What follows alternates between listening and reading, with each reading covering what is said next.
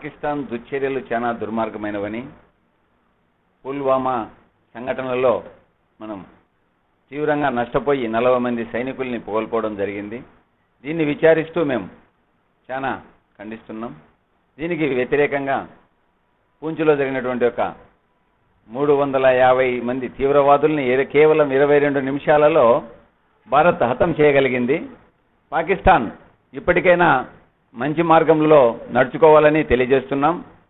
పాకిస్తాన్ పేద దేశం అయినా ఇతర దేశాలతో పేద దేశం అని చెప్పుకుంటూ ఇతర దేశాలను ఆశ్రయించి అక్కడ ఆర్థిక సహాయాలు తీసుకుంటూ మీరు కేవలం తీవ్రవాదుల్ని పెంచి పోషించడం మంచి పద్ధతి కాదు. అక్కడ మీరు చేస్తున్నది పరిపాలన లేక చోట పరిపాలన మీరు తేల్చుకోవాల్సింది ఎంతైనా అవసరం ఉంది. మీ ప్రజలు అమాయకులు. పాకిస్తాన్ ప్రజలు ఎప్పుడూ యుద్ధం కావాలని కోరడం లేదు. పాకిస్తాన్లో మీ యొక్క నాయకత్వంలో యుద్ధాన్ని ప్రకటిస్తూ నా దగ్గర అణుబాంబులు ఉన్నాయి అంటూ మీరు హెచ్చరిస్తున్నారు.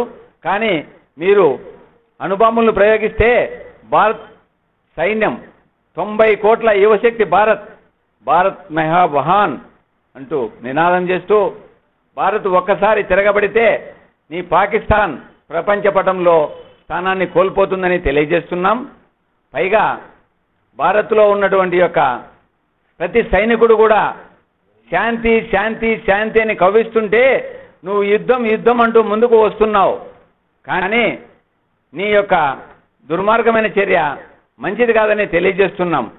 ఇక ముందు కూడా నువ్వు కేవలం 22 నిమిషాల్లో 350 మందిని హతమార్చినట్టుగా భారత్ ఒకసారి కన్నెర్ర చేస్తే నీ పాకిస్తాన్ ప్రపంచ పటంలో నీ స్థానాన్ని కోల్పోతుందని మరొకసారి హెచ్చరిస్తూ, పైగా భారతదేశంలోని ప్రతి పౌరుడు కూడా శాంతియుత మార్గంలో ముందుకు పోతున్నాడు.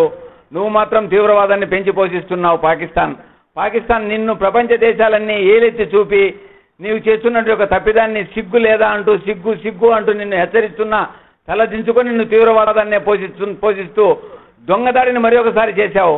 ఈ దొంగదాడిని మరొకసారి చేయడం మేము మా భారత్ మరొకసారి క్షమించిందనే నీకు తెలియజేస్తున్నాం. మా భారత్ పైన ఇంకొకసారి నువ్వు ఇటువంటి ఒక దుర్మార్గమైన చర్యలు పూనుకుంటే మాడి మత్సైపోతావని కూడా తెలియజేస్తూ ఈ యొక్క సభాముఖంగా తెలియజేసేది ఒకే ఒకటి, నువ్వు భారతదేశానికి ఎప్పుడు కూడా మంచి మార్గంలో నడవలేదు ఇప్పటి వరకు.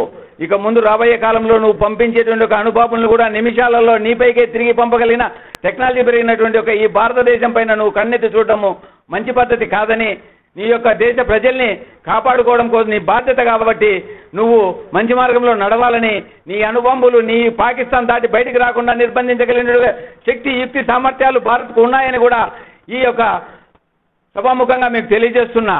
కాబట్టి మీరు మంచి మార్గంలో నడుచుకోమని మరొకసారి హెచ్చరిస్తోంది ఈ భారత్. జై భారత్ మాతాకే, జై బోలో భారత్ మాతాకే.